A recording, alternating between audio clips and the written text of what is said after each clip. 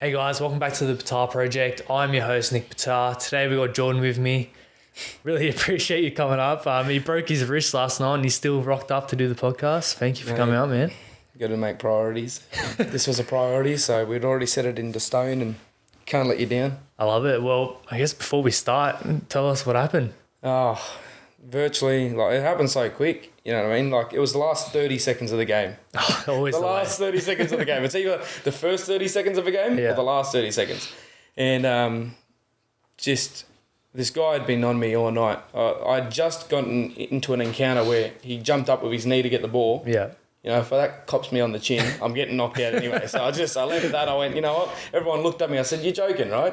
I'm not getting in front of this bloke." And then went for a shot in the last 30 seconds, already off balance, and get you know, be as aggressive. And there's nothing wrong with that. You know what I mean? That's a sport. Yeah. It's a contact sport. Competitive. Yeah, you know what I mean? It's all in good fun. And these things happen, obviously. The motion that I was in, very quick, and usually I wouldn't put my hand down. Put it down and just pop, snap. Yuck. And the hand, virtually. Oh, so was it like that? Like stayed there? Or? Yeah, yeah. It was... like a claw. I'll have to show you the photo. There's a little photo where it's virtually like you could tell the bone had just gone. So when I got to the hospital, I went to Mount Druitt Hospital, and I was lucky because you know how hospitals can be like. I hate hospitals, man. You could wait either a minute or 10 hours. Yeah. You know what I mean? So I was lucky I was in because of how bad it was. They got me into triage and they went, "All right, we need to get you straight to an x-ray. Yeah. And then we'll get you straight to a bed." Got to the bed.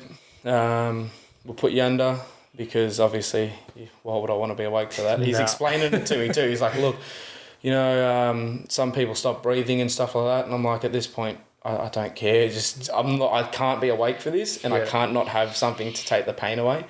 And yeah, put me under. They gave you the green whistle as well? No, it was just straight anesthesia. Okay. So they gave me Penadine 4 when I walked in, and I was like, all right, fair enough. Didn't really do anything because of, I'm saying, I've had injuries, and this was a straight 10.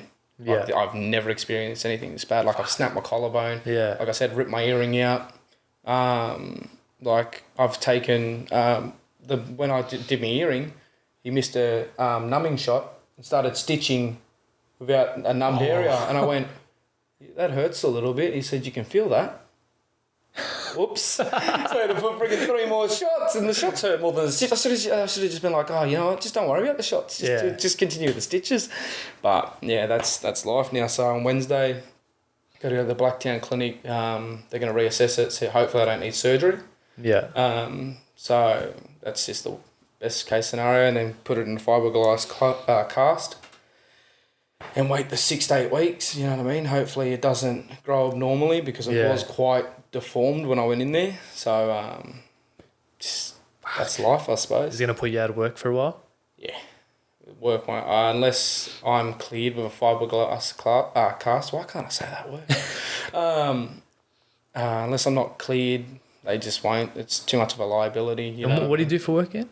Bartending, yeah. But just because of picking up glasses, knocking over stuff and stuff like that. I understand. So I'm probably gonna have to ask the government for just a injury pension thingy that they can give to you. I'm already, because of COVID, on Job Seeker because they dropped everyone's hours. Yeah. So they'll probably just ask me to stay on that, which I'm fine with. You know what I mean? But as long as they pay me. Yeah. Fuck. So it is what it is, but what can you do? That's the part of playing sport, isn't it? Well, that's the risk you take. Yeah. That's why I love it. You know what I mean? It's not going to throw me off. I'll be back once. You know, give myself a couple of weeks out of the cast and build the strength in it. You know, so I'll be back. It's just as long as you don't need surgery. Yeah, well, that's the main thing. I freaked out when they were like, "We're gonna have to put you under anaesthetic." I was like, "Really? Is it that bad?" But deep down inside, I know it was that bad. You just know. You just look at it and you go, "Yeah, he's done for." Yeah, you have to show me the pictures after. Yeah. Oh God. But anyways, let's dive in this story. Let's go back to the beginning. What was your upbringing like? We were having a chat before. Yeah, and it's not all sunshine and rainbows. No. Upbringing. I'll be honest. I don't think a lot of people remember from like the ages of 3 and whatnot. Like there probably are some people that can remember stuff like that, but I feel like there's a lot of parts of my life that I don't remember just on purpose. Yeah. So, like I was saying before, with my mum, I believe she was too young. My mum was 17 at the time when she had gave birth to me. My dad ended up leaving, which wasn't the first time he'd done it to a family. She got into a relationship. He was abusive. That abuse turned to me, and docs got involved. From there, it was put into question, would any of my family look after me? Because I was put with a family that apparently didn't look after me. I was left in dirty diapers when there was visits to come see me. I was unclean. God knows what other treatment I was put under. But my nan was, for my sake, I was lucky enough to be put into care of my nan. Yeah, and it's just I owe everything to her. You know what I mean? She's the reason why I guess I am the way I am today, because if I was left with my mum, could have gotten worse. Yep. Put with a family I didn't know. Who knows? Sometimes kids in the doc system get put with worse families, and it's all a facade. You know what I mean? They put on this nice, happy family, and you get there, it's not. and they're just worse. You know what I mean? But that's, you hear about stories in America, you know what I mean, where these kids end up getting tortured, and, they have like 6 kids from an orphanage and they go missing and stuff like that. And, Yeah. That could have happened to me, but it didn't, That's why I'll never say my life story is worse than anyone else's. Yeah. I try to stay humble and level-headed that I'm still alive, because God knows what could happen. Yeah, it's a part of your story that makes you who you are today. Yeah, definitely. And you mentioned to me when you were with your mum, the stepdad was abusing you. Yeah. Physically. Yeah, And you ended up in hospital. Yep. So fractured sternum, arm, low white blood count, and God knows, like I said to you, there are just things that I haven't been told, and I can understand that people want to protect you at the end of the day, and there are things that they will tell you, and they probably believe are better off not telling you. Yeah. And it's understandable, you know what I mean? Like, no one should have to have gone through the things that I went through, to whatever extent that I went to. You know what I mean? Like, you shouldn't, like, I can understand discipline on a child, like you want them to learn, but to physically hurt a child in that sense is unacceptable. Yeah, it's disgusting. Like, they're an innocent child. Like, you shouldn't be abusing them. Oh, well, that's right. In either mentally or physically, that scars them for life. Yeah. And, at the end of the day, I still think it's helped me in a way, because now I don't see any reason for violence, you know what I mean? Like, of course, there's time in, sport, you might get fired up and, you know what I mean? But I don't feel like I would ever use it unless it was in a self-defense kind of thing, you know what I mean? Where I felt threatened. So I just, like, at the end of the day, if someone wants to punch me in the mouth, punch me in the mouth, I'm not going to punch you back, because that's their issue. I know what it's like to be helpless, and one punch could have killed me when I was little. You know what I mean? What is one punch if I do it to you? It's still the same thing. You know what I mean? Like, doesn't matter. And how long were you in like the system for? So I lived with my nan from just before I turned 3 up until I was about 14 or 15, and then I eventually moved back to my mum's, because my mum did get better. Yeah, she did. She showed significant improvement. She had my sister, and I think that changed her world for a bit. Obviously, not now, but for what it was back then, it was the best thing that could have possibly happened. You know what I mean? Like,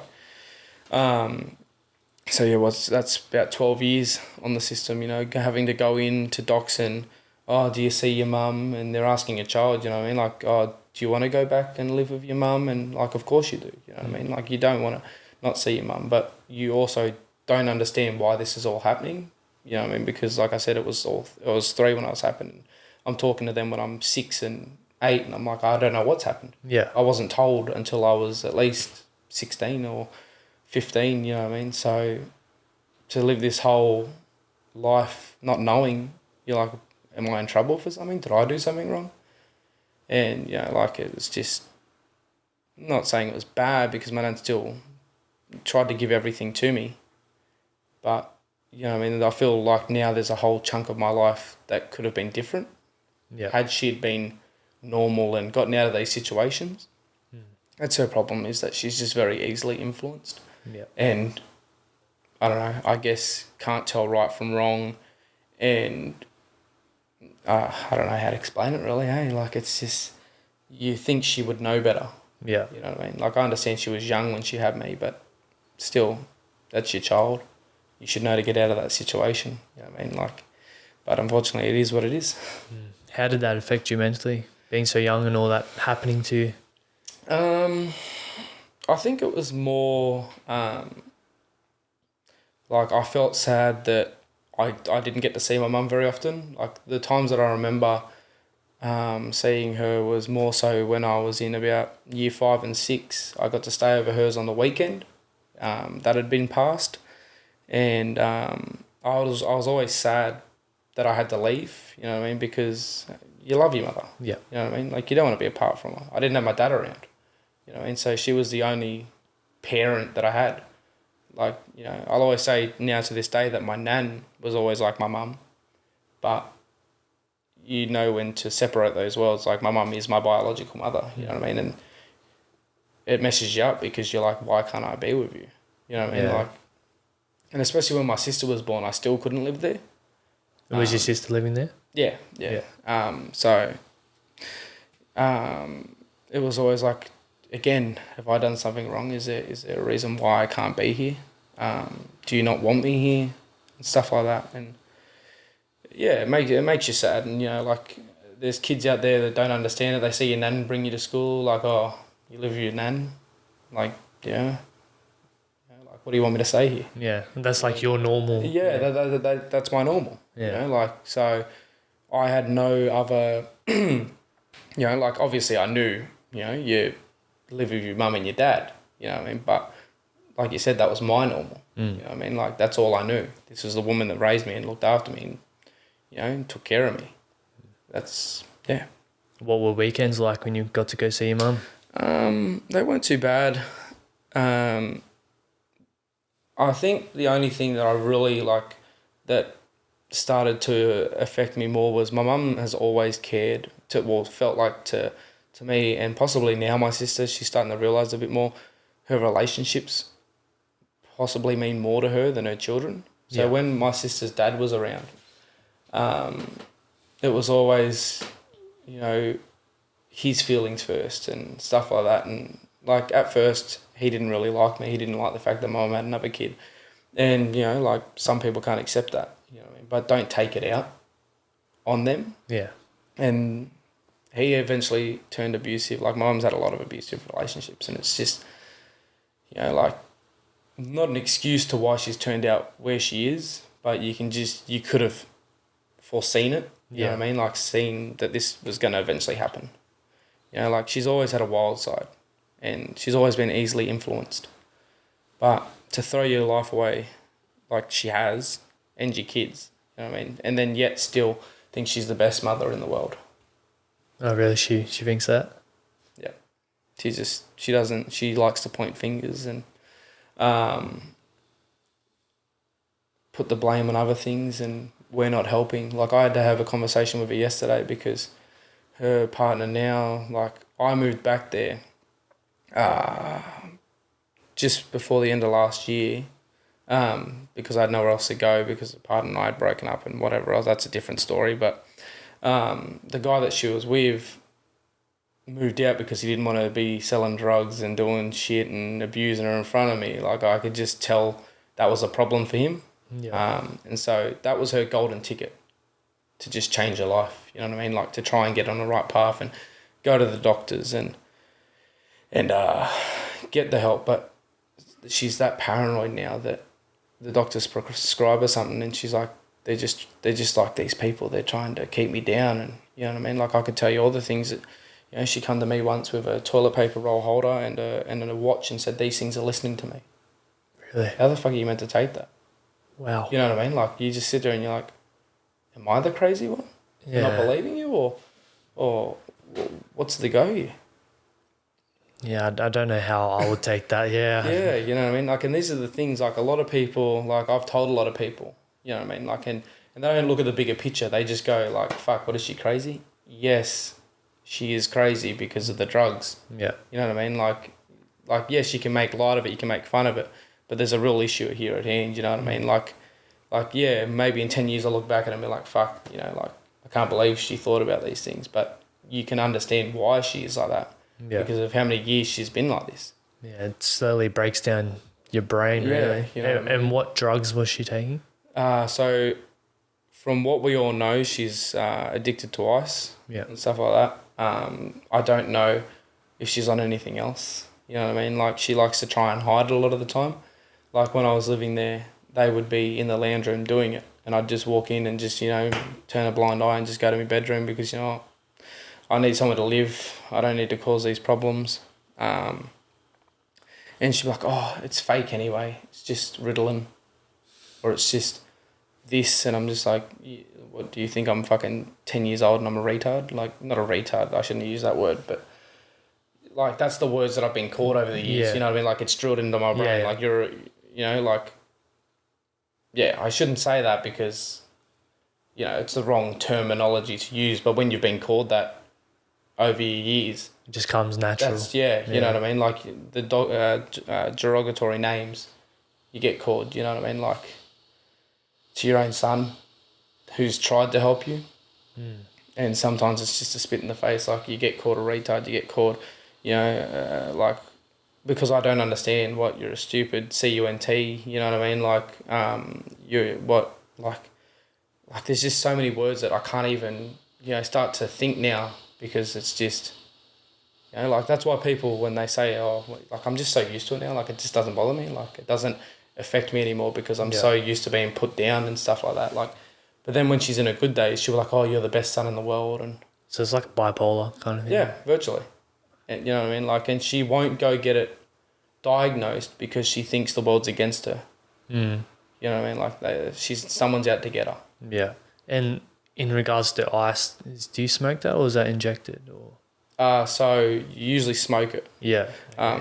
So, like, I don't know. Like, I'm not, you know, I probably should have done more research on it. You know what I mean? Like, but you kind of just start to learn things, like their behaviour and stuff like that.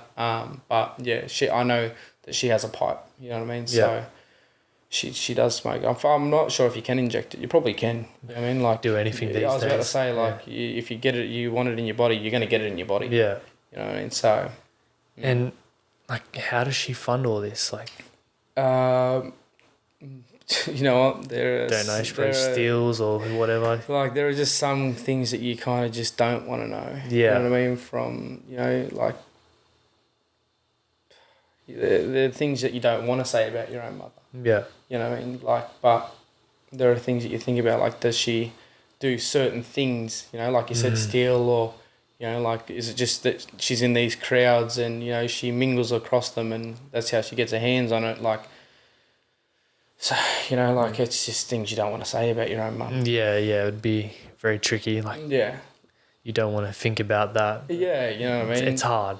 Like, because it's just, you try and remember all the good things, but now all the bad things overweigh that. You know what I mean? Like, I wrote her a message and I tried to, you know, say, like, I'm done with it, I can't do it anymore. Like, I've done it for the last 6 years.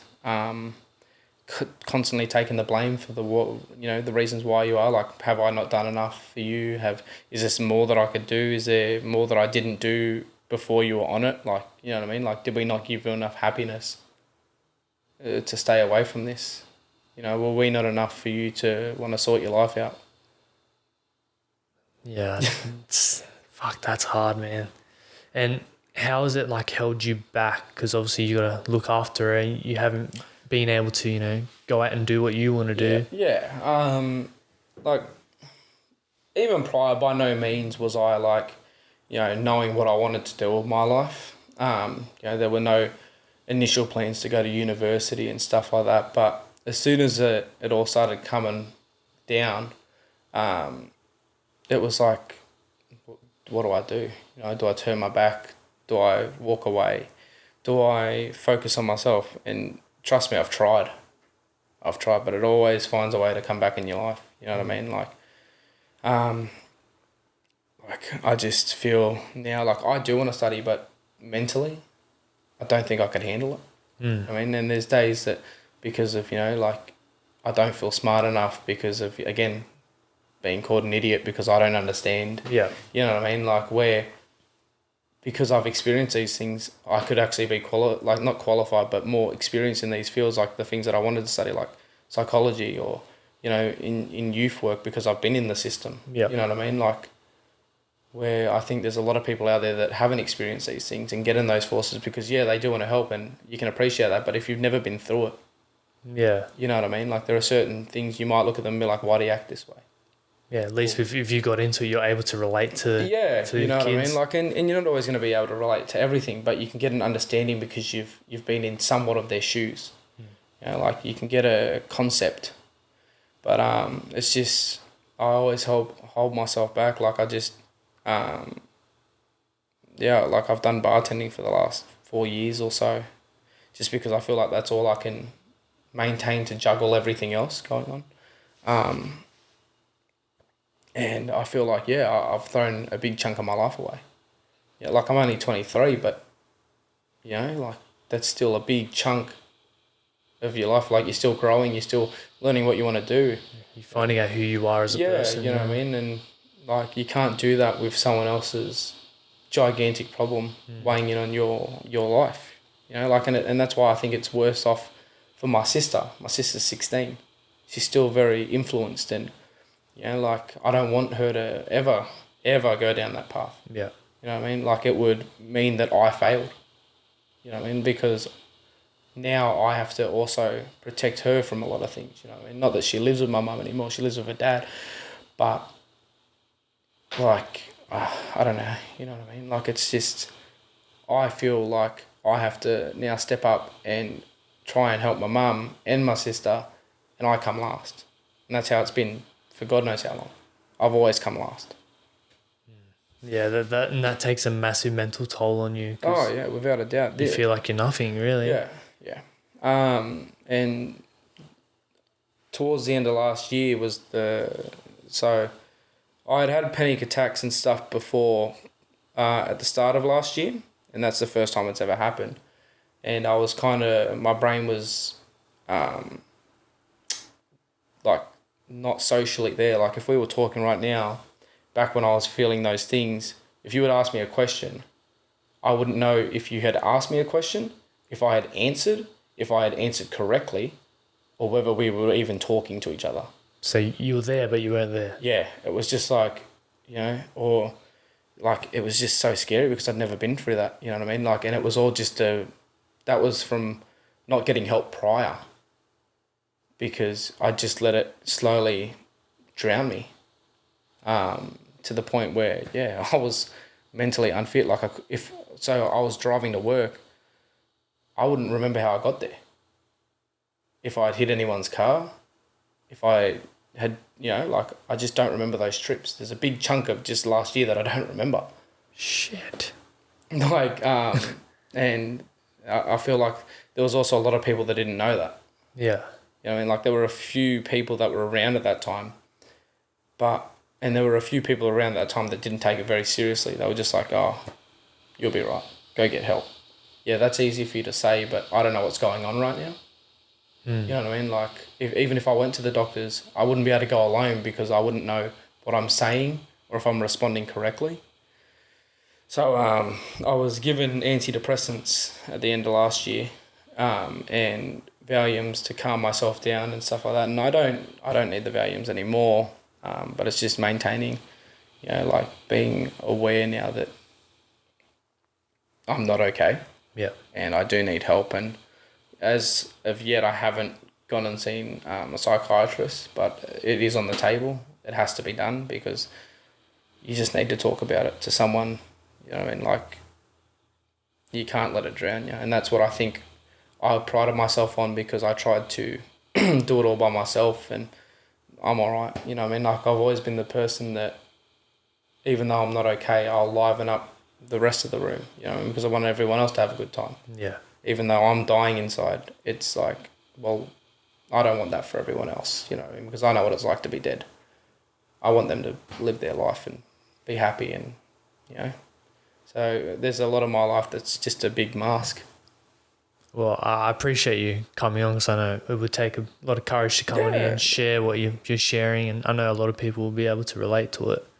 Yeah, and that's the thing, like, that's my biggest thing is, honestly, if you're not okay, you need to do something now. Do not leave it too late, you know what I mean? Because last year when everything happened, like, it only takes one thing, and for about 2 months, I'll be honest, there were times where I thought, I think this is it for me, I think it's game over. You know, I had written notes to say, I'm sorry to everyone, this is it, I can't do it anymore.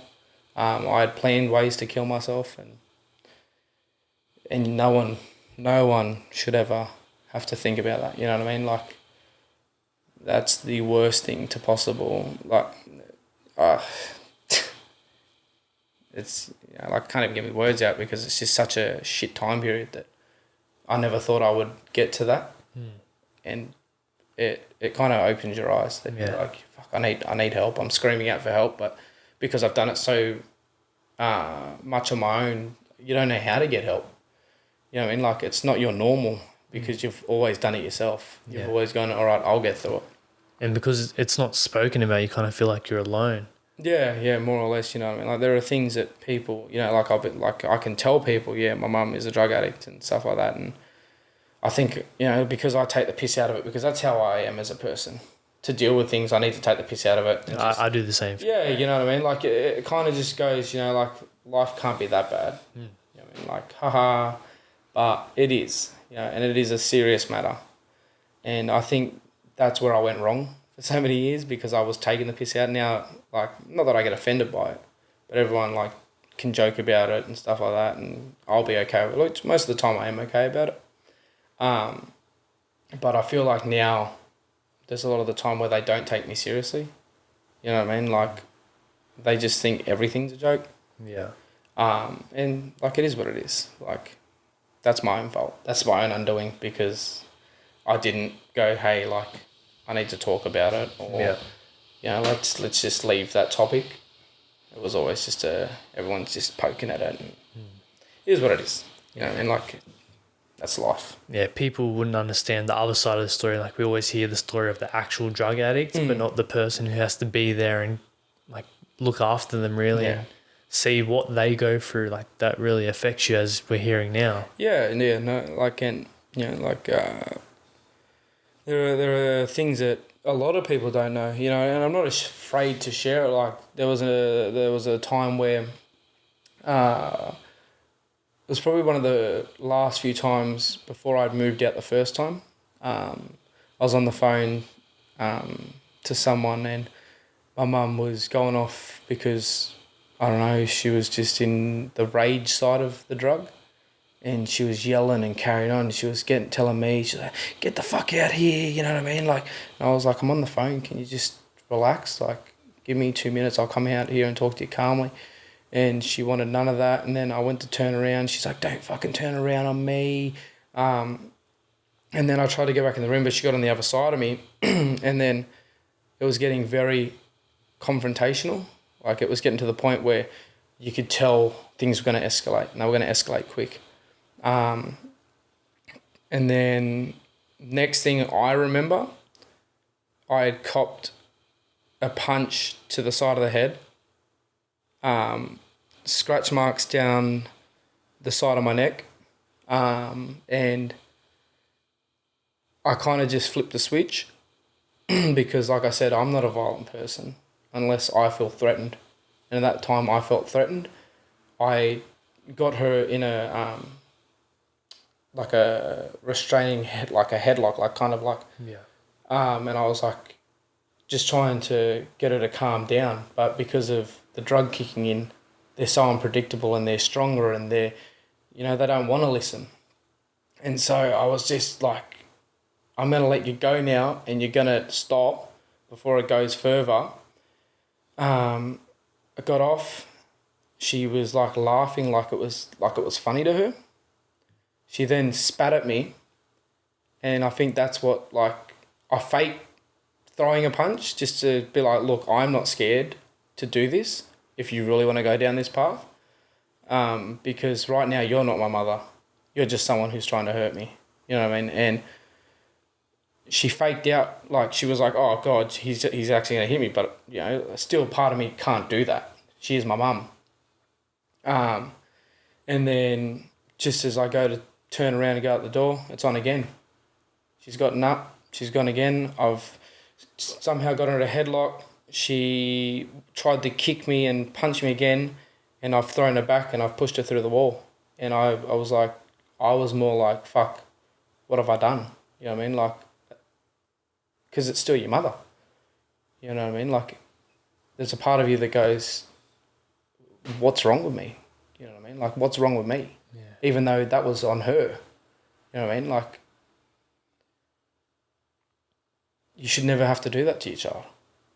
You should never put your child through that. Because now I still think about those things. Am I a bad person for having to do that? Was I in the wrong? Am I an abuser? You know what I mean? Like, and it makes you second guess everything. You know what I mean? Like, that's... People go, how can you put your hands on your mother? What do you mean? I wasn't my mother at that point. No.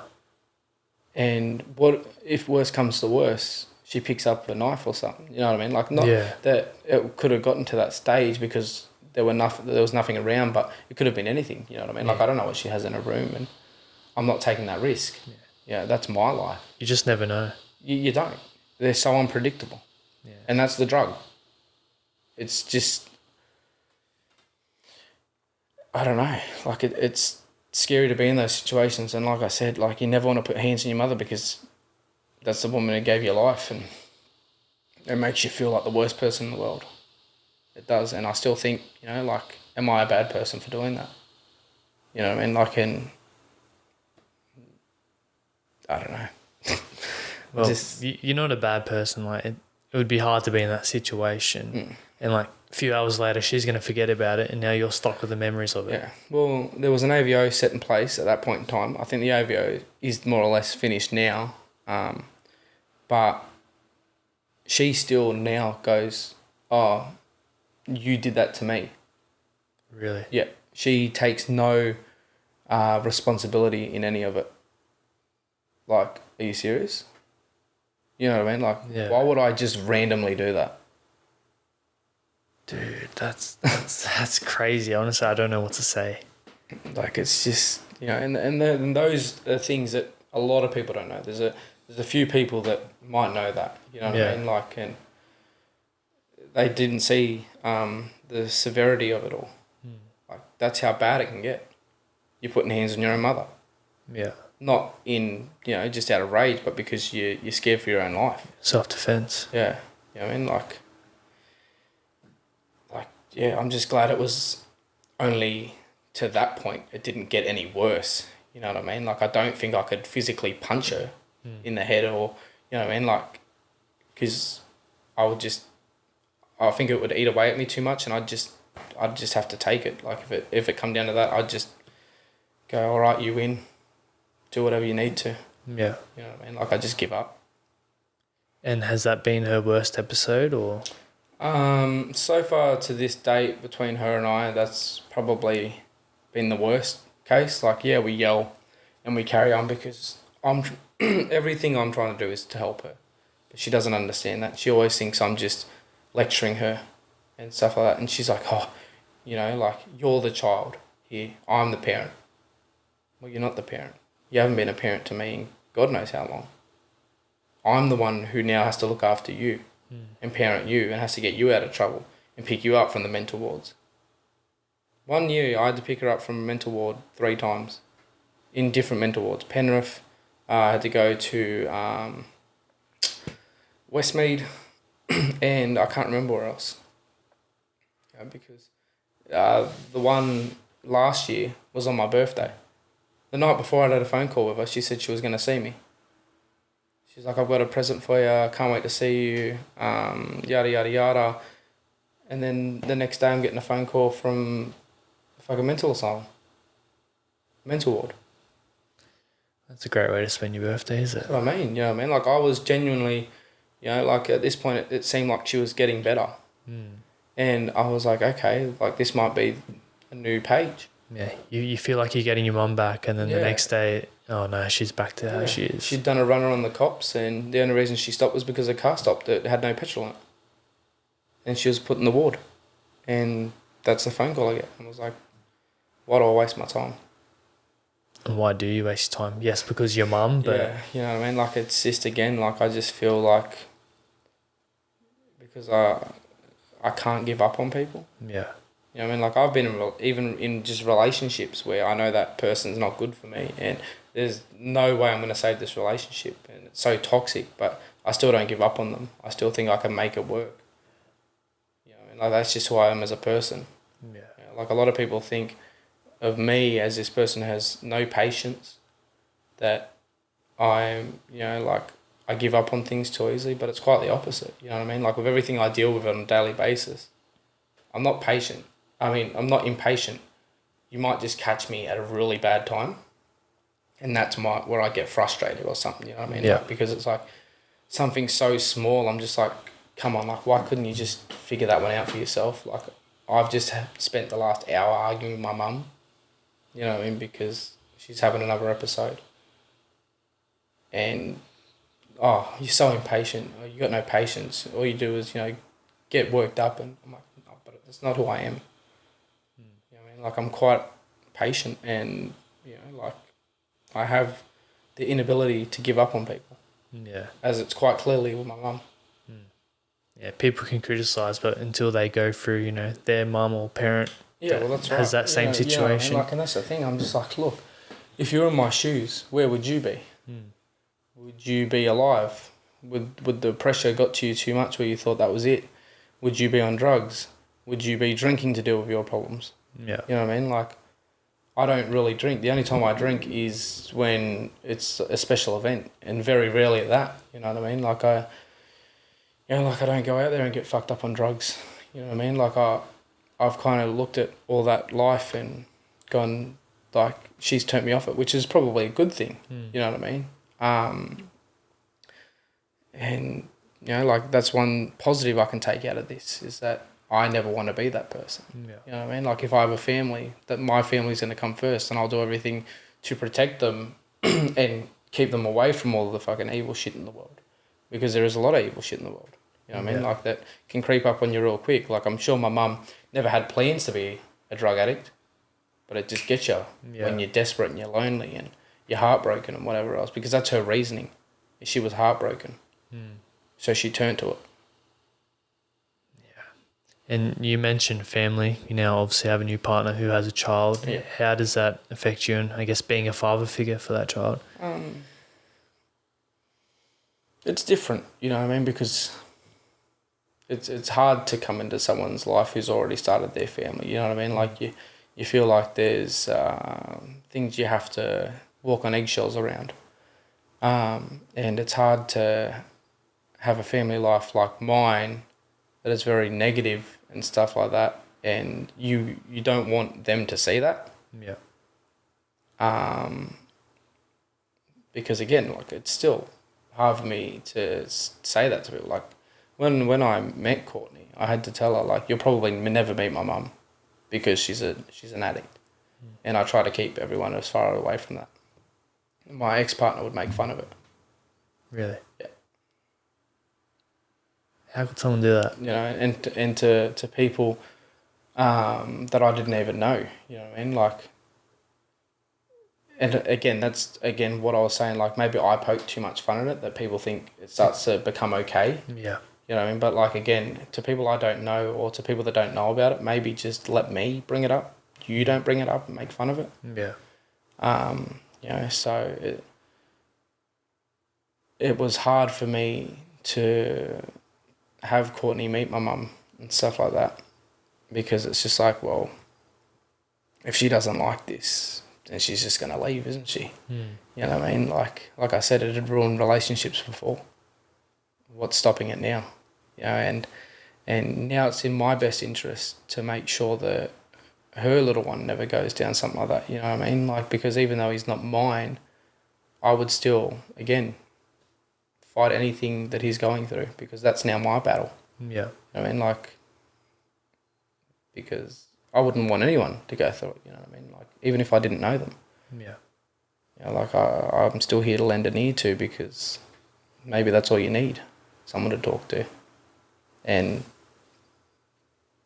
so it was difficult from the start to go into that new role of, you know, a father figure, because of how my life has been. But then again, like I said, that's my positive out of it, that I would never let that happen to him.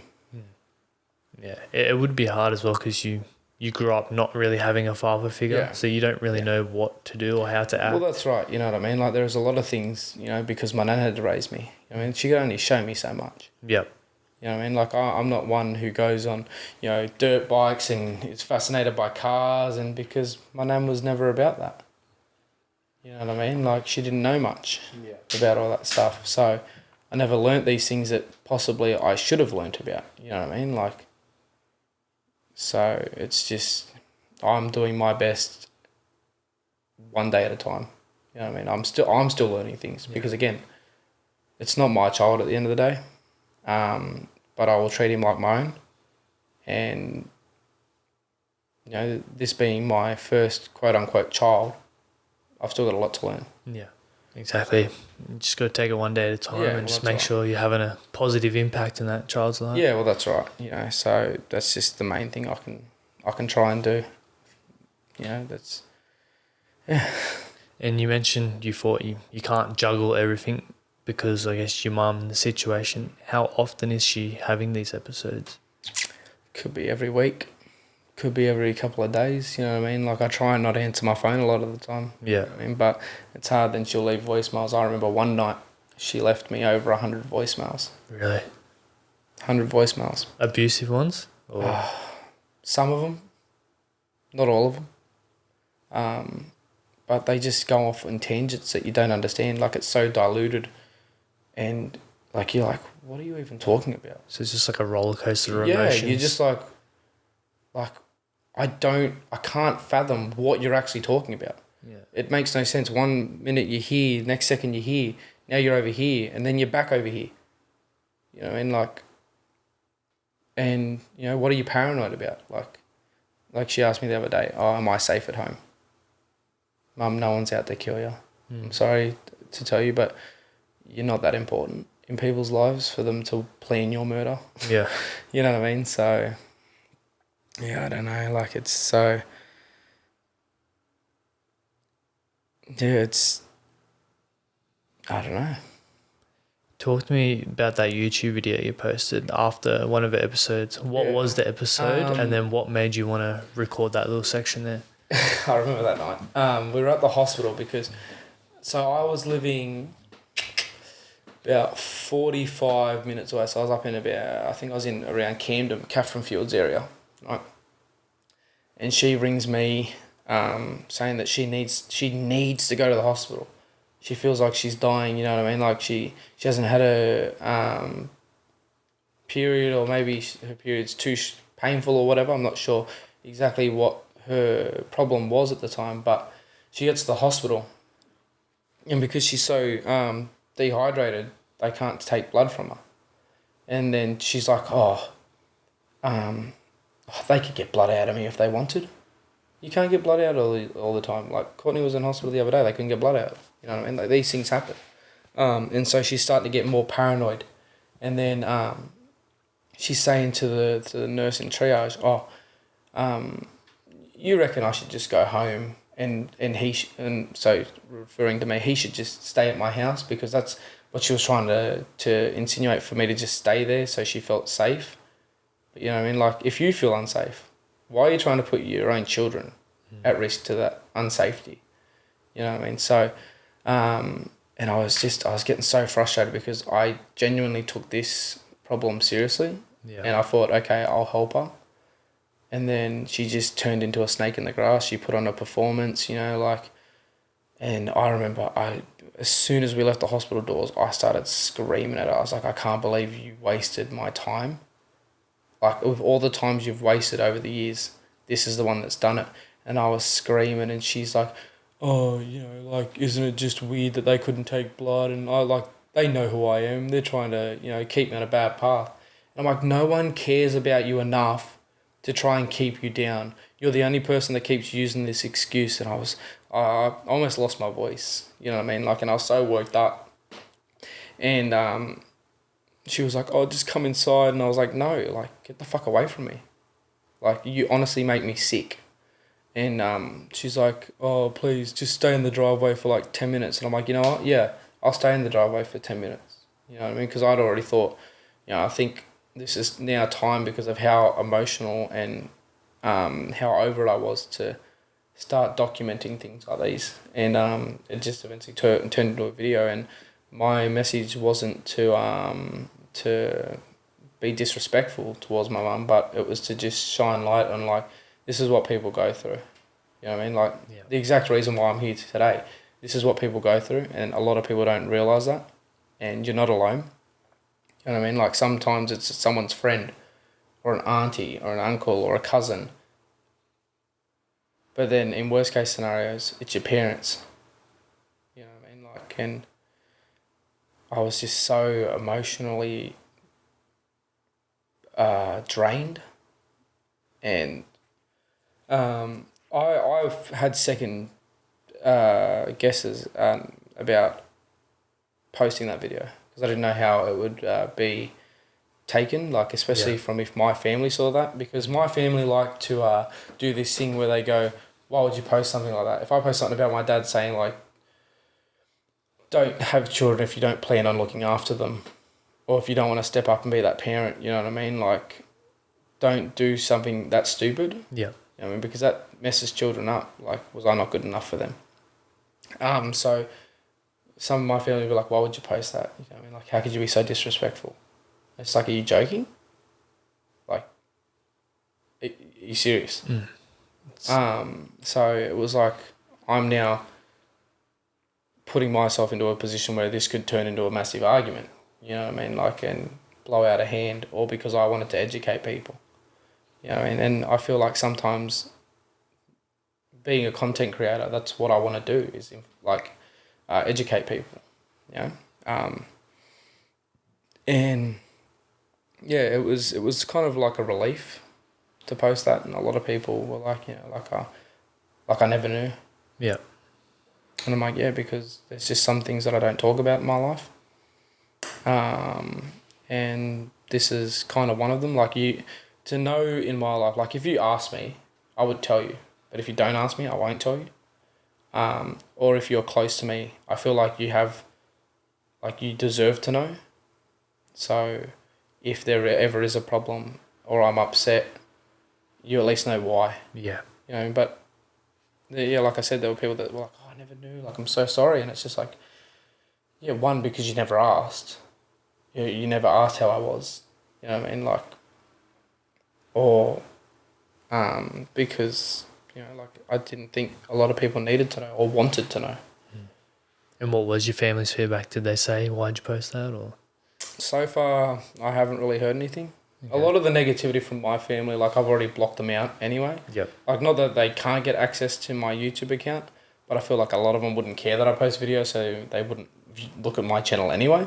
Yeah, like, they would see the videos you post and they wouldn't look to find that random video for, like, a serious subject. You know what I mean? Like, and I think there are a few people out there that took the title of the video wrong. They thought I was someone who used drugs and whatever else. And, like, I guess, now that I look at it, it does look that way. But if you want to learn more about something, you'll click on the video. You'll understand what it's about. You know what I mean? Don't just make an assumption just because of what you read. Yeah. I mean, like, so it was just like, yeah, like I said, some people took it the wrong way and were like, oh, you use drugs? And I'm like, did you even take time to look at that serious issue? You know what I mean? Like, people just like to judge a book by its cover. Yeah, you know what I mean? Like, and I get that. Sometimes, like I can understand that. Especially on YouTube, like, people put the weirdest titles, like clickbait stuff. Yeah. Like, you should know by now, like, it's going to be something usually different to what the title is. So, like, it's just, But that was true, you know, like, I don't, yeah, it kind of looks like a clickbaity title, but it's true. How drugs affected my life. Yeah. You know, It's just the other side of it. Yeah, Because no one talks about the other side of it. Yeah, They just they talk about the drug addict itself, you know? And that's the problem. That's why there's stigma around these topics and people just sweep it under the rug. Yeah. They don't want to talk about it. Yeah. And then people feel alone like yourself and they don't know how to get help or where to go. And it fucks you up mentally. And and my issue is I always keep saying that's life. It's not life. No. You know what I mean? Like, this isn't a normal life that I've lived. It's quite the opposite, you know what I mean? But again, my life isn't as bad as some people's, you know what I mean? Like, some people ended up dead. Yeah. Some people ended up on drugs because that's all they've known. Some people have ended up going through severe mental problems because of it, you know what I mean? Like, I've always tried to keep myself up and moving and, you know, like, try and not let it drown. Obviously, I had my bad break last year. Yep. But I feel like I'm getting better. Have you had like any other family support, or they just kind of that's it, see you later? You know what's funny is they will ask me how she is, and they don't usually ask me how I'm dealing with it all. They just want to know how she is. But it's like, well, you turned your back on her a long time ago. Don't ask questions. If you don't want to stick around for what I've been through, you know what I mean? Like, and you're probably going to sit, like, they're going to sit there and go, oh, what do you go through? Isn't that bad? And that's a lot of people's opinion. Yeah. You know what I mean? Like, oh, can't be that bad. Well, you've not been here. No, until you walk a day in their shoes, you're never going to know. You know, so they don't ask me how I am, and I just say, you know, I'm not here to answer your questions. If you cared enough, you would be around. And, you know, like, my mum, when she was good, helped a lot of the times. Gave them places to live and whatever else. And as soon as she got bad, well, we're going to turn our backs now and not have anything to do with you. Yeah. And I just thought, like, what the fuck? You're joking, right? Like, I couldn't believe you'd do that. You know what I mean? Like, some people are like that. I don't know how they can do that. Yeah. Like, it was just like, that's your own blood. Yeah. And she gave up parts of her life for you guys, and you don't want to borrow her. You know what I mean? Like, you won't even open up your doors. I know she can be sporadic, and, you know, like, she's not gonna. Honestly, my mum's not gonna steal from you, or you know, most of the time, if she comes to your house, all she wants to do is just sit down and talk, and, like, because she's scared. But, like, yeah, obviously there are times where she is aggravated and stuff like that. But if you help her at that time, like, she's not going to blow up, you know, and, like, unless you're constantly going, you know, like, you did this to yourself. Like, obviously she did this to herself, you know what I mean? Like, and there are times where I say that to her, but if you're abusing her, she's not going to take it lying down. You know what I mean? Like, she'll get worked up and like carry on, and then it could turn into a fist fight and whatever else, you know what I mean? But, like, if you just try and speak to her calmly, you know what I mean? Like, that's the thing. Like, I know they're unpredictable, but it's like you've got to kind of talk to a child. You know what I mean? Like, you've just got to kind of try and constantly have a fire extinguisher and just de-escalate it. You know what I mean? Like, if worst comes to worst, just call the police. You know what I mean? Like, have you had to call the police before? Oh, yeah. Yeah? Yeah. What do they do when they come? Like, it's not much they can do, really, can they? The problem is, right, with the police, like, and I'm not going to sit here and say that they don't do their jobs, but because, like, my mum's, over the years, it's kind of that situation where it's like the boy who cried wolf at this point. Like, nothing could be happening, but she still threats. You know what I mean? Like, she's like, oh, worried all the time, and they kind of just take their time now. Oh, we'll get around to it. Well, this is why people end up in these positions, because you just get around to it. You'll see what you can do in the next 4 hours. Like, I know there are other things that, you're probably doing, but I'm sure there's the one copper who's trying to revenue raise, sitting there trying to target, P-platers going 1 kilometre over the speed limit. They can be like, you know what, I'll go check on that. You know what I mean? Like, it could be something. Yeah, they don't take it too seriously. You know what I mean? Like, and that's why there's so many domestic violence cases, and there's partners that end up dead and beaten, and kids end up murdered and stuff like that, because we'll just get around to it. Yeah. You know what I mean? Like, and that's not all of them. No. There are a few cases where I think they abuse their power and they think they're better than these scenarios, but isn't that the reason why you got in this workforce? Because you wanted to look after the people of your community? Yeah. Let's go back. What are some happy moments you remember of your mum? Like, my mum, so my mum's never had a good job, you know what I mean? But, like, she's always worked hard. She works for Donut King for years, and she tried working at St Mary's Leagues Club and clothing stores, you know what I mean? Like, she's always tried to provide for us, you know what I mean? And that was always respectable, you know what I mean? Like, I respected my mother. You know, like, she was a single parent doing her best for her 2 kids. You know, she would try and give you what you wanted for Christmas, or your birthday, or, you know, even if we couldn't afford it, she'd try and save for it. You know what I mean? Like, my mum isn't the type of person to, like, want to go out and go kick a ball around and stuff like that, you know what I mean? Like, or go sit at a park all day. But there were other things, like, you know, like, my mum would always be okay to have your friends come over, you know what I mean? And, like, when I was 16 and stuff like that, she'd always be like, you know, like, oh, do you want to have your friends around for, like, a little party or whatever, you know what I mean? Like, and those were always great times, and my friends loved my mum, you know what I mean? Like, it was like, when they come over, they're family, you know what I mean? Like, and they still say, like, I just can't believe what happened to your mum, you know what I mean? Like, she was just like a second mother to me, you know, like, she'd make me lunch for school. My mum wouldn't even do that for me, and I'm just like, because that's how my mum was. Yeah. You know what I mean? Like, and those are good times, you know? Like, I remember I wasn't even a Penrith Panthers supporter, right? I'm a Parramatta supporter. Yeah. But my mum would take me to every single home game at Panthers. She even knew the guy who used to run the Fantastic Furniture Lounge, and for my birthday, got that booked for me without having to win it. Oh, that's awesome. And it was awesome. You know what I mean? Like, and these are moments I'll always remember. And, you know, like, those were like, I can't believe you did that for me. You know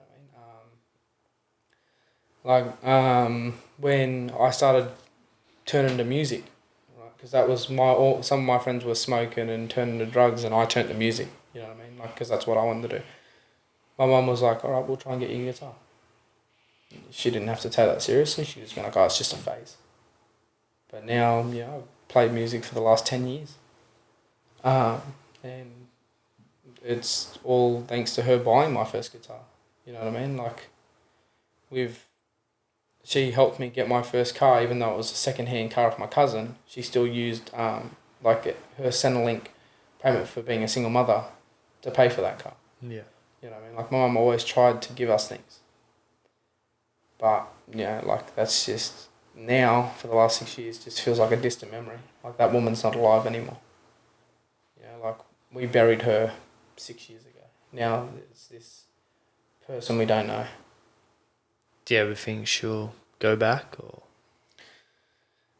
That's the thing about not giving up on people. Yeah. You know what I mean? Like, you'll always have hope. Yeah.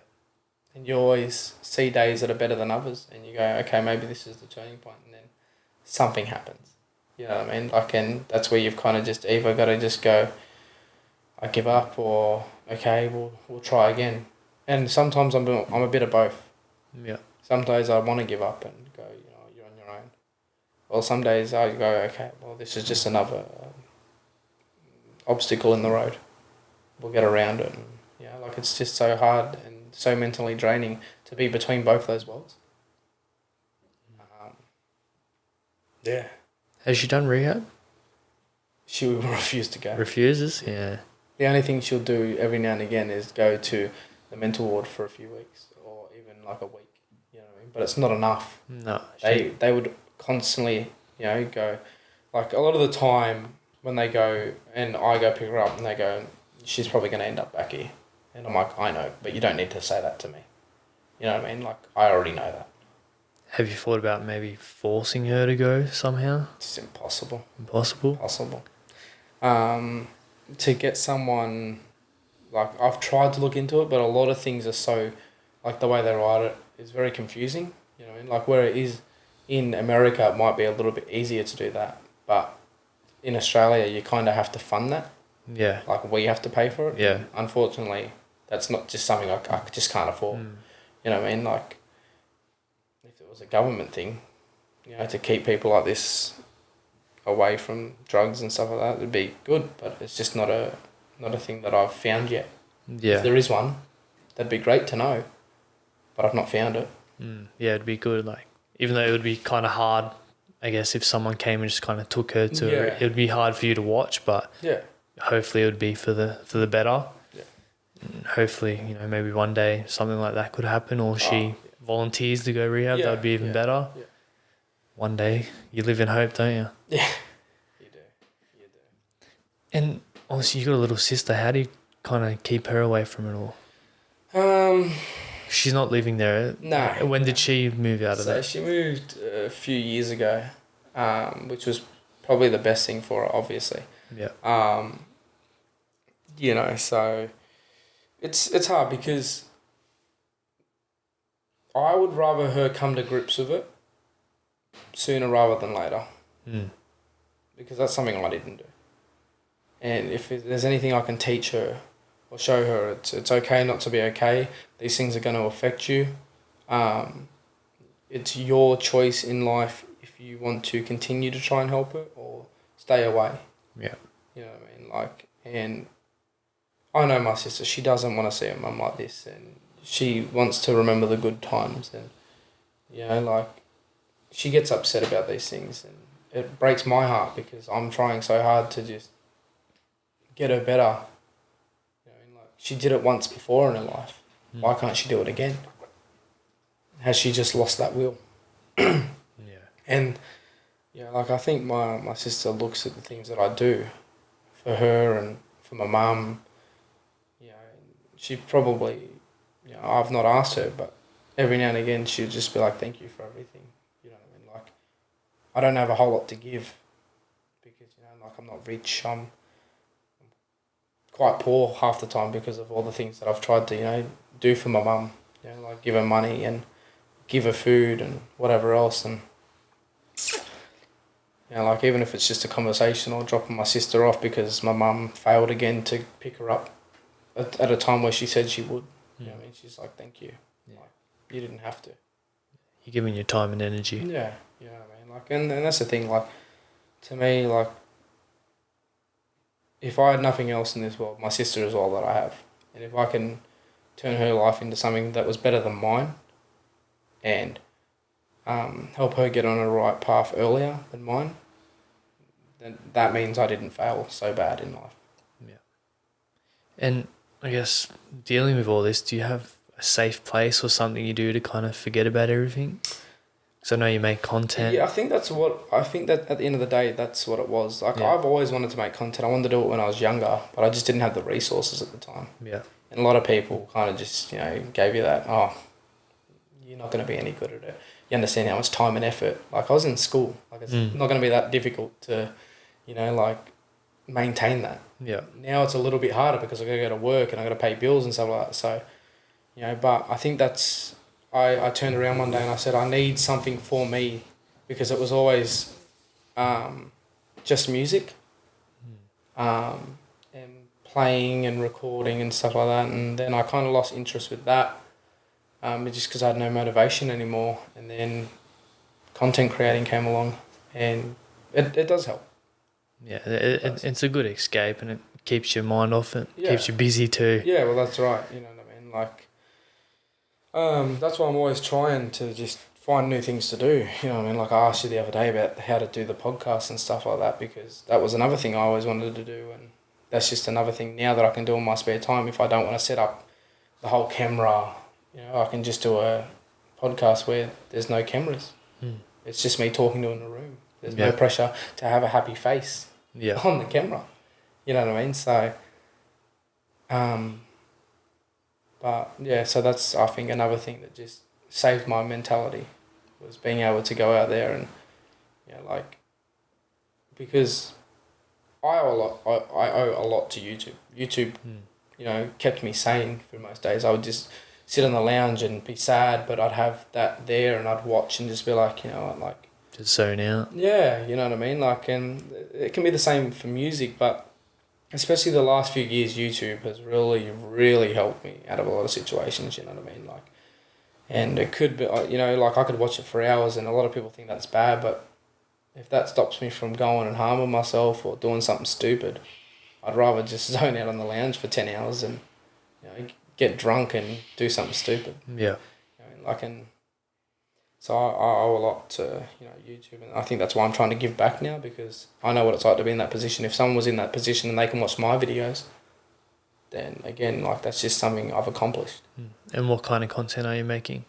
Oh, it varies. You know what I mean? Like, it's kind of like a variety channel. At the moment, I'm opening Pokemon cards, you know, because I missed that from my childhood, you know what I mean? Like, and it kind of came back and I realised, I was like, yeah, like, fuck, I missed that. You know what I mean? Like, it was just... As a kid, you just, like, anything blows your mind away, you know what I mean? Like, and things are so, like, problems are so minute. Oh, what, I went to school and the teacher was mean to me because I didn't listen. Yeah. You know, like, but now I have Pokemon cards. You know, like, or I play video games, or I record music, or, you know, like, I just do a whole bunch of stuff. Just do what you like to do. Yeah, you know what I mean? Like, recently I just ate the world's hottest gummy bear. Oh, yeah? How'd that go?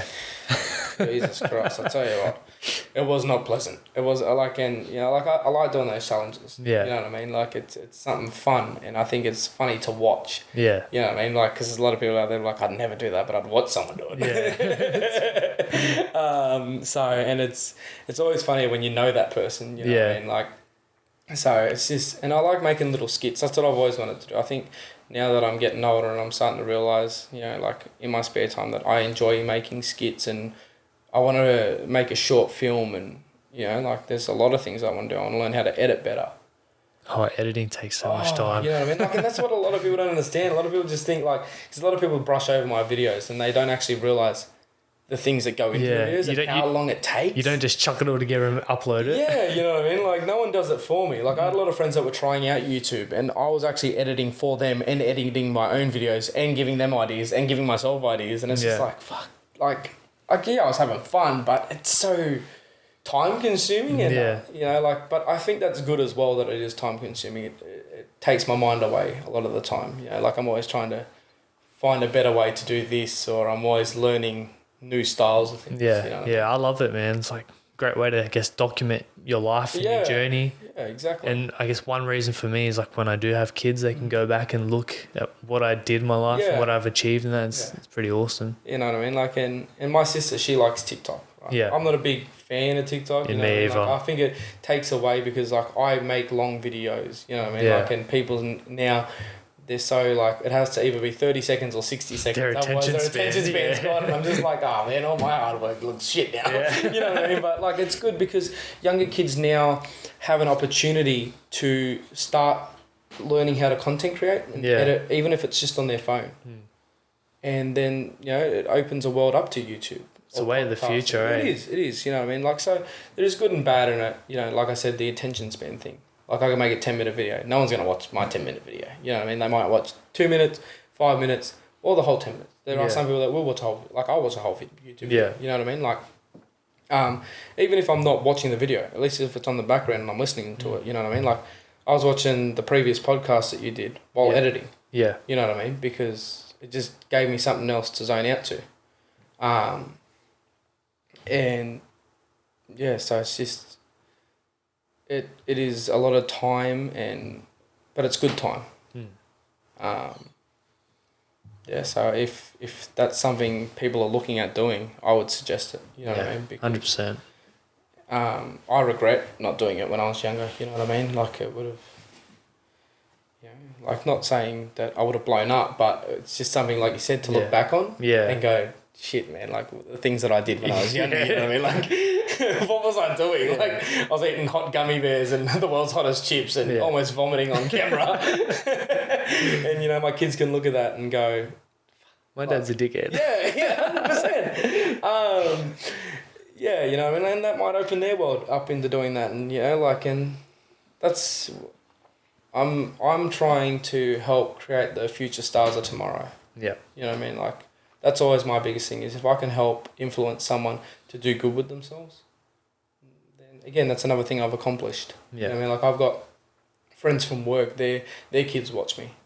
You know what I mean? And I'm just like, oh, some of the content they probably shouldn't watch. Yeah. But there are contents like opening the Pokemon cards where they do watch and they love it. And recently, I surprised them for Christmas. I asked him, like, oh, what's your favourite Pokemon character? He told me. And I got one of the cards that I had opened and I signed it and wrote Merry Christmas and stuff like that. And even though I'm not like I don't have a million subscribers, But to them, him, yeah.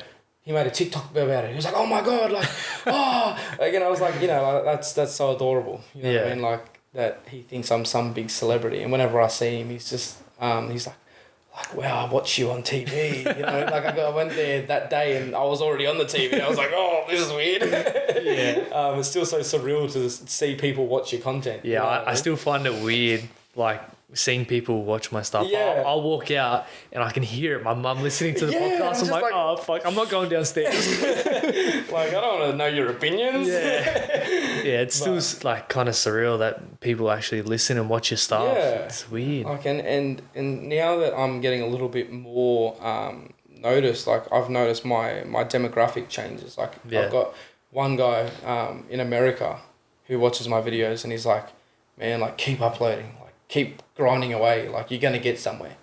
You know what I mean? Like and some people like, oh, I'm surprised like with the quality of your production and stuff like that. Like you don't have a lot more of a following and stuff like that. And the following doesn't always matter to me. You know, it takes time. If you stay persistent, bro, it's gonna. 100%. But you know, like if 10 people watch my video and had a good time with it, yeah, you know what I mean. That's all that matters. As long as you're impacting someone's life, man. It makes it worth 100%, 100%. Now on the Pokemon cards, they're very popular now. Well, trading cards in general have come back, and it's like I was collecting NBA cards, and they've gone up. Like there's so much money especially in that. if you get them graded and stuff like that.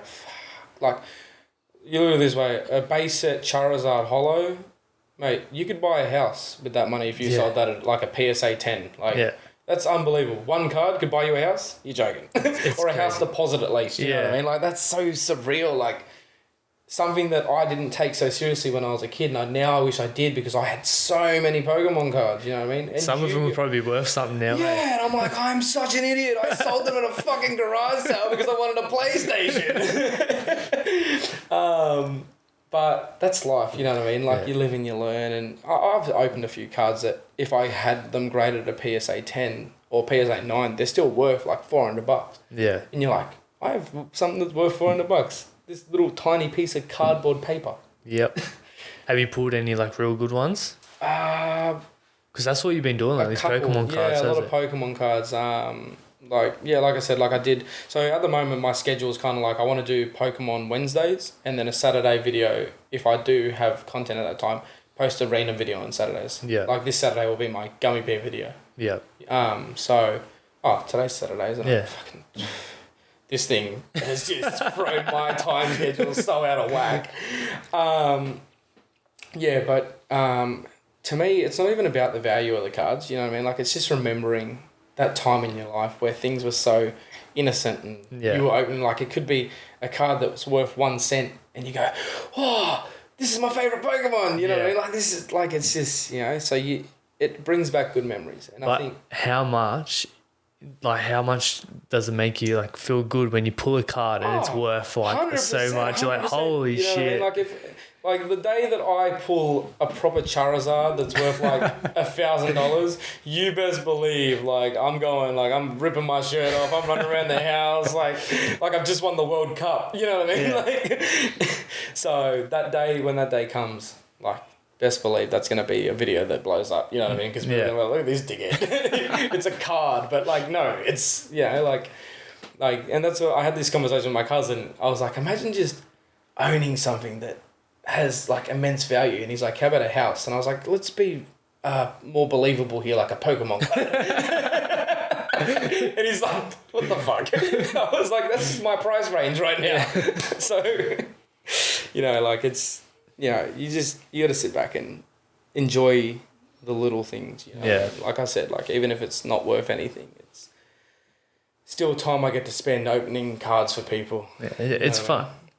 It is, you know, like it's just an escape. It's another thing to escape with, you know what I mean? Like, and I recently got to do a Dragon Ball Z opening card video where I made a little skit turning Super Saiyan, but I didn't have any like fake hair, so I used a black hat to begin with, and when I turned Super Saiyan, I used the same hat but in yellow, and I was like, yeah, you know, and people like that's a crack up, you know what I mean? Yeah, kids would love that. Yeah, you know, so it's just the little things that I get to make, and that's, like I said, that's why I want to make a short film and write ideas like that, you know what I mean? Because I think it would be good to just use my time that I have away from, you know, the serious things. Yeah.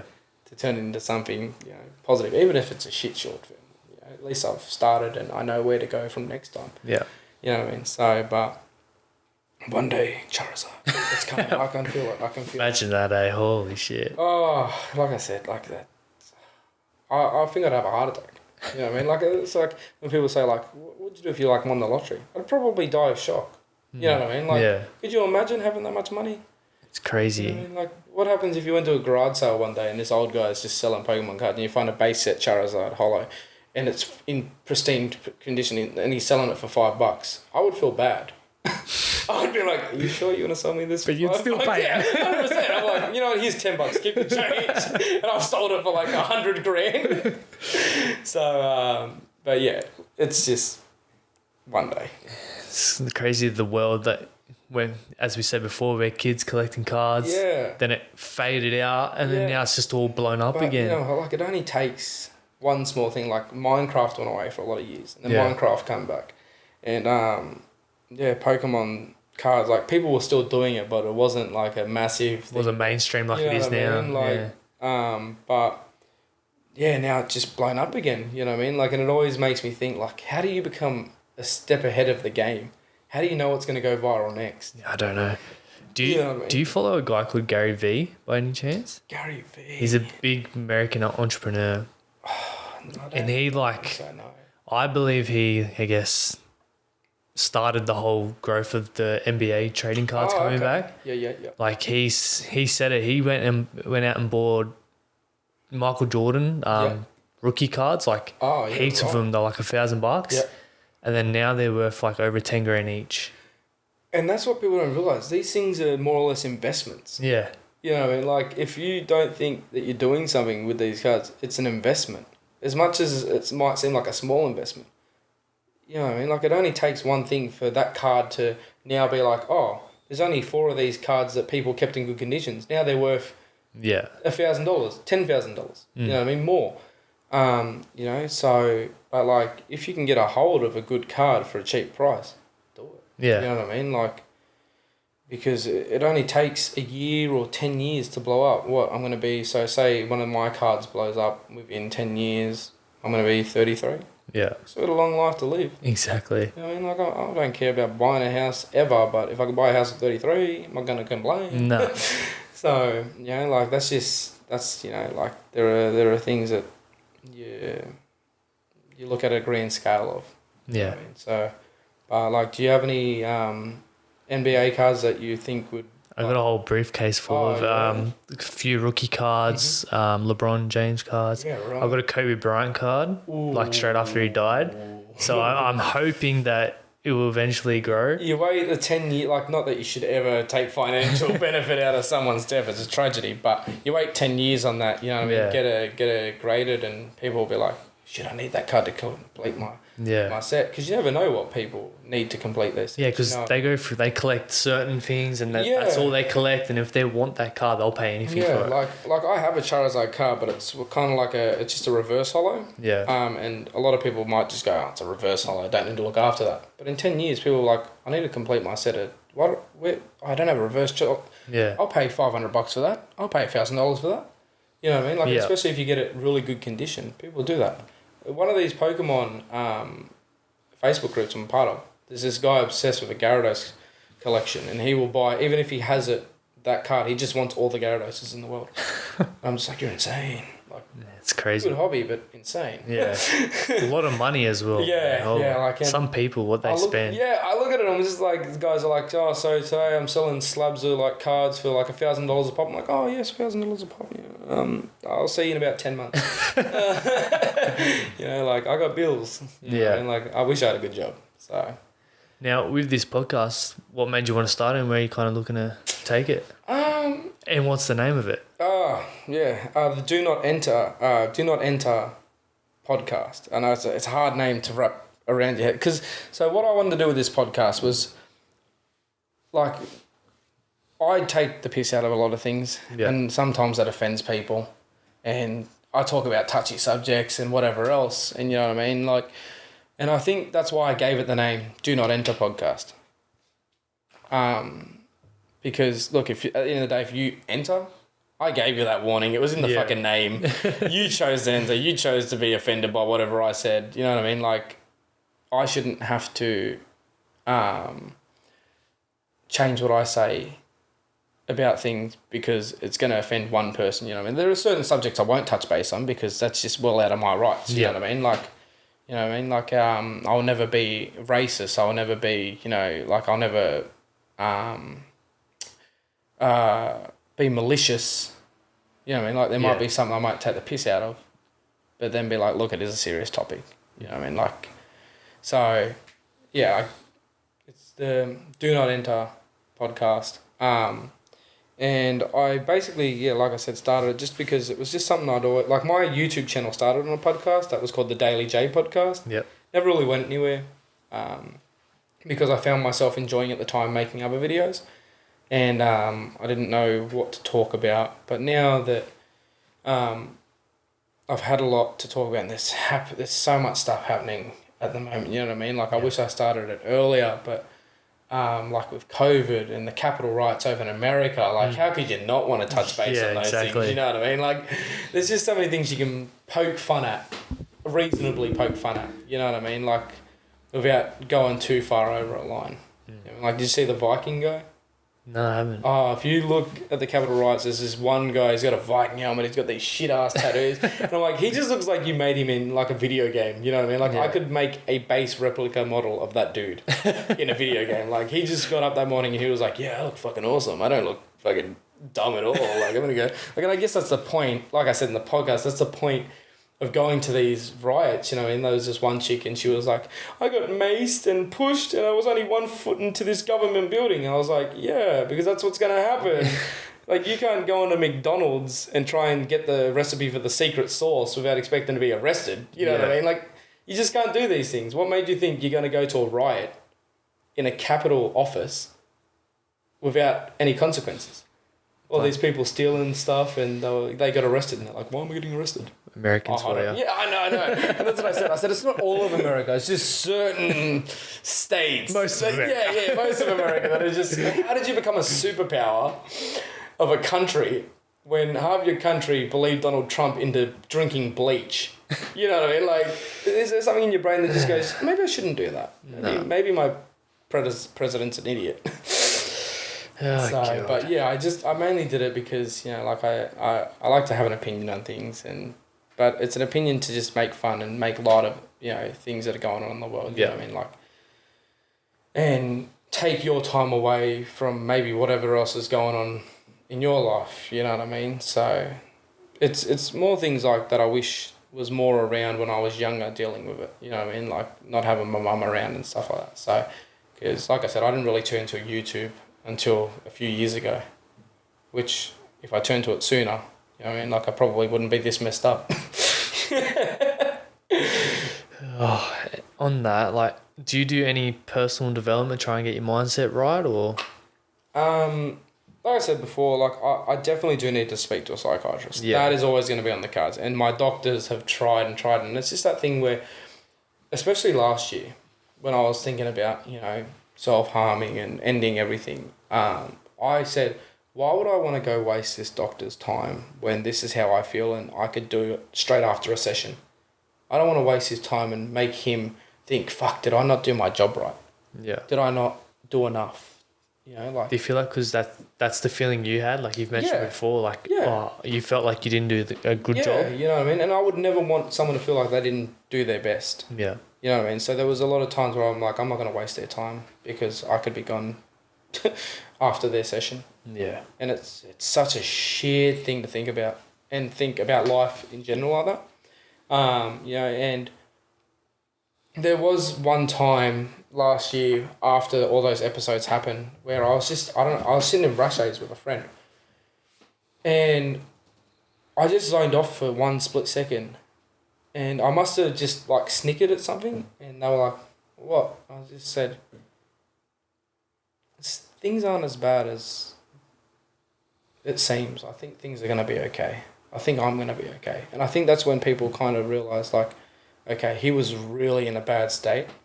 Yeah. But now he's bringing himself out of that. You know what I mean? Like, and this is when I started regaining like my memory, and like it was so weird because I was that freaked out. I was like, am I getting early onset dementia? Like that's such a crazy thing to think about, but you don't know what's going on with your body. You know what I mean? Like I was sitting at work, and I don't know whether the TV messed up, but I was watching the same thing for a 10-hour shift.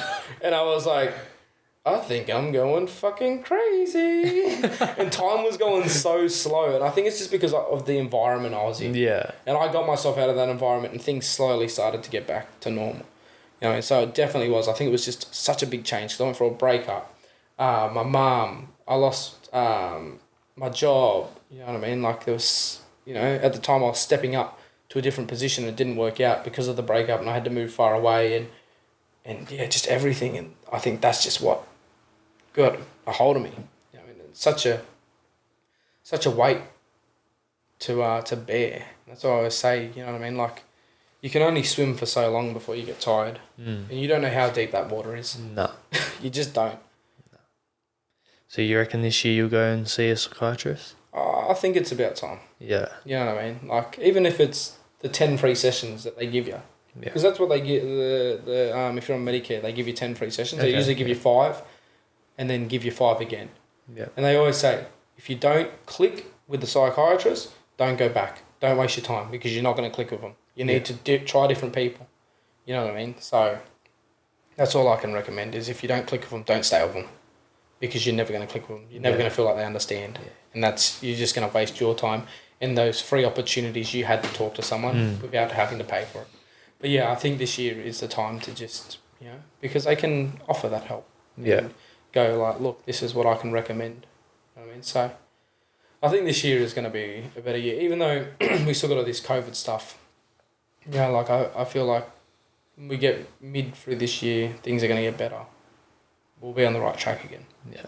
Well, I hope you can do that, because I know the benefits it will have for you to do that and really start talking. And today's the first step in that right direction. Yeah, well, that's right. So once again, I appreciate you coming out here. No, thanks for having me, man.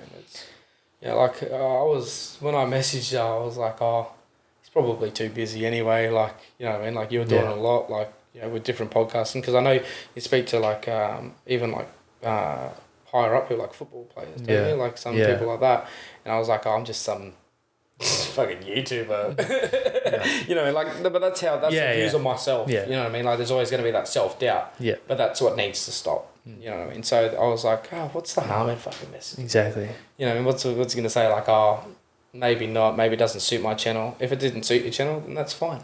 That's not what you wanted. Yeah. You know, and that's okay. But no, I appreciate, you having me on board and coming to talk and try and tell people that, it's okay to not be okay, and you need to get help sooner rather than later. Yeah. And that's all it takes, is reaching out to someone. Yeah, 100%. That's how I get the guests on. You just reach out and hope that they reply and want to come on, 100%. You know what I mean? And it was good to just sit here and talk, you know what I mean? Like, I haven't done this just with anyone in God knows how long. Yeah. You know what I mean? Like, someone that, we've only met, I think, only a few times, and we haven't really spoken I've much. spoken to you. I remember the first time I spoke to you, I said hello to you at indoor. Yeah. And that was it, you know what I mean? Like, and so, for you to sit here and take all this on board without, it's respectable, like, thank you. Like, it's all right, bro. That's why I do what I do, because I guess this year the big focus is around mental health and around these topics that have stigmas around it, because so many people do feel alone, and they're the only ones out there going through this shit, but really there's so many other people. Yeah, they just don't have that courage to just open up, because they feel the world would judge them, or, not look at them because they're not the addict, or they're but it's just the impact that it has on them. And that could be so much worse. Exactly. So, yeah. And dude, like, do you look up to anyone? Does anyone inspire you or? That's a good question. I think there are people that have my respect. Yep. You know what I mean? Like my cousin, one of the only few family members that I talk to. He has a bunch of my respect. You know what I mean? Like, there's been a lot of times where issues might have been so dumb at the time, and he just, said like you just need to like move on with that. And at the time I didn't understand it, but now I can look at it. But like when in times where I've needed it and I felt hopeless, like he understood, and he was like, he took a step back from how he usually is and was like, "Are you okay?" Like, yeah. Usually he's more of like a harder person. And he was like, "Are you okay? Like you can talk to me now." Like, yeah. This is, so I respected that. Like I respect my nan, for giving away, a big chunk of her life when she could have been out doing her own thing. You know what I mean? There's a couple of friends that, like have my respect because they've just been there. You know what I mean? Like anyone who sticks through with me for all my ups and my downs. You know what I mean? So, but like idols and stuff like that, it's kind of hard, you know what I mean? Like there are people that have influenced me to do things, you know what I mean? Like music, like my favourite band was Blink-182. Yeah. Playing soccer, my favourite footballer who was the one that inspired me was Wayne Rooney. You know what I mean? Like, so, I don't know, it's hard to say idols, probably more influences in life. But yeah, like, because like I've never really had a father figure. There was no one ever to really look up to and be like, I want to be like that. You know what I mean? Like in this life, it's kind of just like I'll be what I want to be. But I feel like I kind of left that a little bit too late to realise what I wanted to be. And now I'm realising that now it's time for me to make action and get that stuff done, because I don't have, like, I've still got a long life to live. But yeah, like it was a big chunk taken away from me. Yeah. You got to look at it as well. You're only 23, man. You got so much fucking life. I keep sitting here and I keep trying to tell myself that. I'm only 23. I'm not even old, but I'm sitting here like, I'm fucking old. It's been 84 years since I've been happy. And you know what I mean? Like, life is just, there's still so many open doors left for me to go through. You know what I mean? And there's good doors to close. And, there's good doors to keep open, you know what I mean? So I'm not trying to close all my doors that I'm going through, but there's a few that I do need to close, you know what I mean? Like, and I think that's why, again, a psychiatrist can help me decide on which doors those are. Yeah. I mean, you just need to jump out of that comfort zone. Yeah, that's where opportunity lies. You know? 100%. And you can achieve so much in 12 months, 2 years. Yeah. And you'll look back and be like, what the fuck was I doing? Like, if I jumped out of my comfort zone earlier, imagine what I could have done. Yeah. So, that was my thing this year, was to get myself healthy and fit again, because I used to be quite fit and play soccer and stuff like that, and then because of everything that happened, I let myself go, and and then I started to hate myself, and I hated my body and how I look, and I still feel that way, but I'm starting to realise, like, you now need to just change that, but now, obstacles get in your way, but I'm not going to let that deter me. You can just run now. Yeah, you know what I mean? Like, once it doesn't hurt to kind of jolt around, I'll go on a treadmill. Yeah. You know what I mean? Like, that doesn't stop me. I'll go on a leg press, you know what I mean? So I just need to, focus on my body image and be happy. Like, I don't want to be like Arnold Schwarzenegger. No. You know what I mean? I just want to be able to wear a shirt where, I put this shirt on today and I'm like, did this shrink or on my shirt? You know what I mean? Like, I swear I bought this and it fit good the other day. Yeah. So it's just, like I just want a good outlook at myself, you know what I mean? Because I've let myself go for so long. You just want to be the best version of you, really. Yeah, and again, like, I think once I speak to someone, again, like, even though they're not going to give me a diet plan, like, at least then it's a weight off my shoulder, so I don't need to worry about that. Yeah. I can focus 100% on the things that need to be done. Yeah, exactly, man. You may or may not have thought a bit about this, but where do you actually see yourself in the next few years? In a mirror. In the mirror? Love that one. I'm such a dad. I say that all the time. Everyone asks me that. And I always say, in a mirror. I always see myself in a mirror. 10 years. Jeez. Or even in the next few years. You know what? I just want to say that I've accomplished things. I want to make a short film. Yep. I want to put that out in the world. I want to show the world that I have the qualities to, because I would like to be an actor. You know what I mean? Like, I'd like to go and, even if it's small roles, you know what I mean? Like, I'd like to do that stuff. So I kind of just, even if I make my own movies and they just get noticed and gets me somewhere, like something small, you know what I mean? Like, that would be an accomplishment. I just want to accomplish things. Yeah. You know what I mean? I want to write down things and be like, I did that, or I gave that a shot. You know what I mean? Because they always say, you always miss every single shot you didn't take. Mm-hmm. You know what I mean? If you didn't start, then you failed. You can't fail at something that you attempted. Exactly. You only failed if you didn't start. You don't want to live with regret. Yeah, you know what I mean? Like, and that's just another thing I've learned over the years. Yeah. Last few questions. What's your definition of success? I wouldn't look at it so much as success. I think it's just more being content and happy with things, you know what I mean? Like, as long as you're at a place in your world where you're like, you know what, I'm happy where I am, then you've succeeded to where you are. Yeah. You know what I mean? So, like, of course people might be successful, like, you got a great job, you got a, wife and kids, and you own your own house and stuff like that, but I think everyone's, like, you ask me, what's my definition of it, but, like, yeah, it's everyone's own perspective of it all. You know what I mean? Like, if I'm happy, even if I'm not earning $10 million a year, if I'm happy, I have a good house life, good family environment, stuff like that, then I've succeeded. That's all I wanted is happiness. Exactly. Yeah, that's why I ask you, because everyone has different opinions. Yeah. And I love hearing everyone's different outlook on it. What's your why for getting up every day? I think it's just... man. I think it's just to prove to people, no matter how... No... Oh, God damn. I'm so bad. Like, it's just... Like I said, the whole thing has just made my brain so... I'm still coming off the anesthesia, I'm telling you. No matter how many times life gets you down, just get back up. Fight against all odds. Don't give up. As soon as you give up, that's it. It's going to get worse from there. Like, just be the best you can. You know what I mean? Like I played indoor the other day, and our team was losing 10-0, right? And usually I'm a hard ass out on the field. I turn into this guy that's like, just fucking knock the gun over, you know what I mean? Like, but, obviously that happened to me, and that's why I can't be pissed at it, you know what I mean? It's contact sport, it's competitive. Mm-hmm. Like, shit happens, you know what I mean? Like, so we're losing, and I turned around my team, because I was being a hard ass throughout the game, like, I reflected on that, and I said, you know what, guys? As long as we go out in the second half, and we work on something, we're already losing. We can't, like... What if they scored 20 more goals on us? We still lost. Yeah.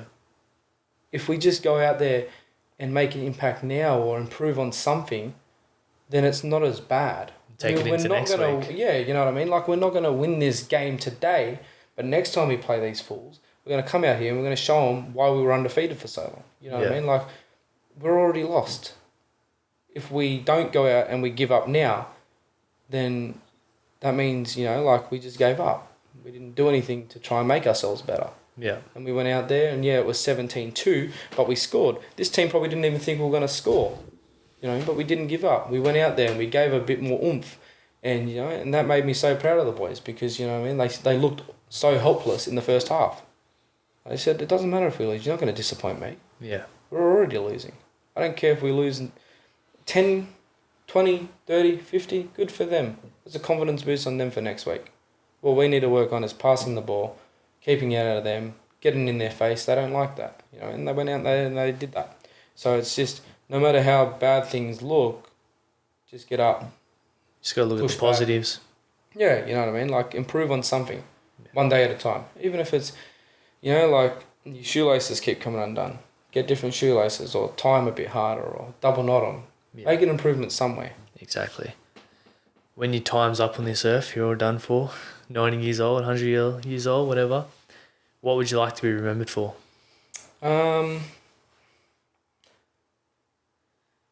Someone who always tried to give people hope. Yeah. As much as things got bad and things seemed bleak, there was always a light at the end of the tunnel, and he tried to show people that, You know, like, it might seem bad now, but in 2 years, is it going to be worth all this upset and hurt and anger that you went through? Can it be forgotten now? And you can move on with your life and be happy and realise that things are going to get better, stuff like that. So it'd be nice to be remembered for someone who never gave up, even though there were so many times where I could have. Yeah. Yeah, that's awesome. Where can the listeners find you? So if you're looking for cringy entertainment, the Geordie 182 YouTube channel will always have you. The Do Not Enter podcast on Spotify, Anchor FM, Pocket Cast, I think, is another one. Yeah, there's so many different. I'm trying to get on Apple Podcasts. I'll show you after. Okay, sweet. Because I did apply for it and they're like, you're in a review or something like that. I don't know how it all works, but I'm still new to it all. But yeah, the Do Not Enter podcast on Spotify, or, you know, I've got a Facebook group, Geordie182, Instagram, Geordie182_. You can find me anywhere just under Geordie182 pretty much, you know what I mean? Or Jordan Lee Sandison for the podcast side of things, because, you know, I sound professional that way. Yeah. It was so weird to say that the other day. I was going to end it and I was like, and it's been your boy Geordie. No, it's not. This is different content. I was like, Jordan Lee Sandison. Oh, that feels weird to say. Yeah. I don't use my full name for things. No one calls you your full name, really. It feels weird, doesn't it? Yeah, like, and especially when you have to say your own, like, what am I, like, at, like, the doctors or something, you know what I mean? Like, this is a formal introduction.